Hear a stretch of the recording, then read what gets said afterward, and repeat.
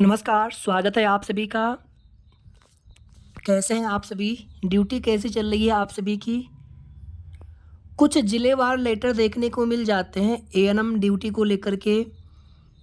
और अगर कोई और स्टाफ एब्सेंट होते हैं, छुट्टी पर जाते हैं, तो उनकी ड्यूटी भी आप सभी को दे दी जाती है। और अगर आप छुट्टी पर जाते हैं, तो आपको अपना काम बाद में करना ही पड़ता है। कोई सेशन छूट गया तो बाद में करने ही पड़ते हैं।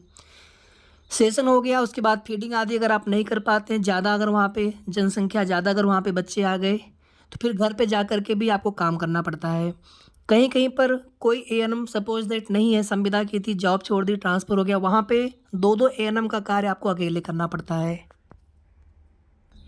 जो परमानेंट है, वो लोग तो परेशान हो ही रहे हैं, लेकिन जो संविदा पर है, सोचिए उनकी क्या स्थिति होगी, कितना वेतन मिलता है, कितनी सैलरी मिलती है। अभी आप सभी देख रहे होंगे कि कोई गाइडलाइंस भी आने वाली है एएनएम ड्यूटी को लेकर के। जैसे आप सभी देखेंगे जो टीचर होते हैं, तो उनको अदर ड्यूटी न देने के खिलाफ लगातार टीचर संगठन विरोध करते हैं। और यही नहीं, शिक्षण की प्रक्रिया जब बाधित होती है तो उसमें उनका सीधा सा एक्सक्यूज होता है कि हमें अदर कार्य क्यों कराने पड़ते हैं, जबकि वहाँ पर अदर कार्य उनके बहुत कम होते हैं, हमेशा नहीं करने होते हैं। कुछ महीनों में, कुछ साल में, चुनाव हमेशा तो होते नहीं हैं। और इसी तरह से कुछ जनगणना आदि भी कार्य हमेशा नहीं होता है, फिर भी वो लोग विरोध करते हैं इस चीज़ का। लेकिन आपके केस में क्या है, आपका काम हो या ना हो, लेकिन आपकी ड्यूटी लगा दी जाती है।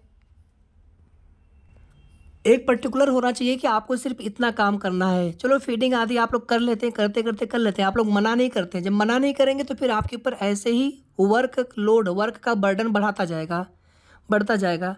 तो कुछ चीज़ों को देखिए, हमने यहाँ पे ये नहीं कहा कि आप लोग अपना काम मत करिए, ऐसा कोई ना सोचे, या कोई ऐसा उच्च अधिकारी भी हो ऐसा कोई ना सोचे। लेकिन एक पर्टिकुलर काम के लिए ही आप सभी की ड्यूटी लगती है, जॉइनिंग होती है। आप उसके उस पद के लिए, जिस पद के लिए आप हैं, वही कार्य आपको करना चाहिए, वही कार्य आपसे कराना चाहिए, ना कि कोई भी कार्य आप सभी को सौंप दें। यहाँ पर देखिए आप सभी, रिक्त आयुष्मान आरोग्य मंदिर में एएनएम द्वारा कार्य कराए जाने के संबंध में आयुष्मान आरोग्य मंदिरों में सीएचओ द्वारा त्यागपत्र दिया जा चुका है। कहीं पर एएनएम नहीं होती तो उनका तो चलो काम आपको दे देते हैं, सेम ड्यूटी।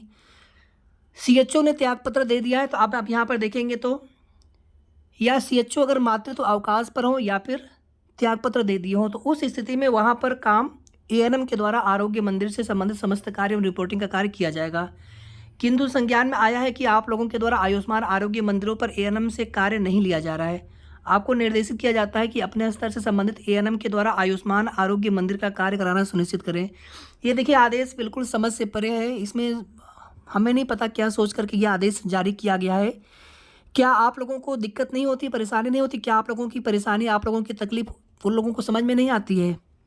फील्ड पे जाकर के ड्यूटी करना और ऑफिस में बैठ कर के ड्यूटी करना, और जो सिस्टर संविदा पर ड्यूटी करती है उन्हें कितने पैसे मिलते हैं? उतने पैसे में कैसे अपना वो परिवार का खर्च देखती होंगी अगर वो अकेले कमाने वाले हों? इसमें देखिए एक ड्यूटी गाइडलाइंस आना चाहिए गवर्नमेंट की तरफ से, स्पष्ट रूप से, कि सिर्फ यही-यही काम आपको करने हैं। उसके अलावा कोई भी अन्य कार्य में आपकी ड्यूटी नहीं लगनी चाहिए। अनावश्यक कार्य के लिए, अब ज़्यादातर देखेंगे कभी कहीं पर भी जो अदर कार्य होते हैं उनके लिए आउटसोर्सिंग से अलग स्टाफ रखे जाते हैं। हर डिपार्टमेंट में होता है, अलग कार्य के लिए अलग स्टाफ रखे जाते हैं, चाहे वो कंप्यूटर ऑपरेटर हो, चाहे जो भी होते हैं ड्यूटी अलग-अलग, तो उनमें आउटसोर्सिंग से ही भर्तियाँ कर दी जाती हैं उन पर्टिकुलर जॉब के लिए। और जब आउटसोर्सिंग के स्टाफ परमानेंट की माँग करते हैं, तो वहाँ पर यही उनको रिप्लाई मिलता है कि एक पर्टिकुलर कार्य के लिए आपको रखा गया था। चलिए जो परमानेंट है, जो संविदा है, तो आपने उनको किस लिए जॉइन करवाया? किस लिए आपने वैकेंसी निकाली थी? वैक्सीनेशन के लिए, ना कि सभी तरह के कार्य कराने के लिए। चलिए कुछ छोटे-मोटे सर्वे के काम होते हैं, कुछ प्रमाण पत्र आदि बनने होते हैं, तो उसमें आप सभी को रिपोर्ट बना कर के देना होता है, जो चीज़ें पहले से चली आ रही हैं। लेकिन अब उसमें बहुत सारे काम बढ़ा दिए गए हैं। पहले की अपेक्षा अब बहुत सारे नए-नए कितने तरह की योजनाएँ चल रही हैं। बस आप सभी से इतना ही कहेंगे कि आप लोग संगठित रहिए, और जो भी औचित्यपूर्ण आपकी माँग हो, उसको निश्चित रूप से रखिए। उच्चाधिकारियों से, शासन से, सरकार से, वो लोग ज़रूर समझेंगे आप सभी की पीड़ा, आप सभी की तकलीफ़। हाँ, आप सभी के ऊपर एक्स्ट्रा कोई बर्डन काम का ना दिया जाए। जितना काम आपके लिए उचित है, उतना ही काम आप करें, और जो जो ड्यूटी आपके पद से संबंधित है, सिर्फ़ उसी कार्यों का संपादन आप सभी करें। तो हर चीज़ के लिए एक औचित्यपूर्ण, एक लोकतांत्रिक तरीके से अपनी माँग को रखने का तरीका भी होता है, लेकिन इसके लिए आप सभी का संगठित रहना आवश्यक है।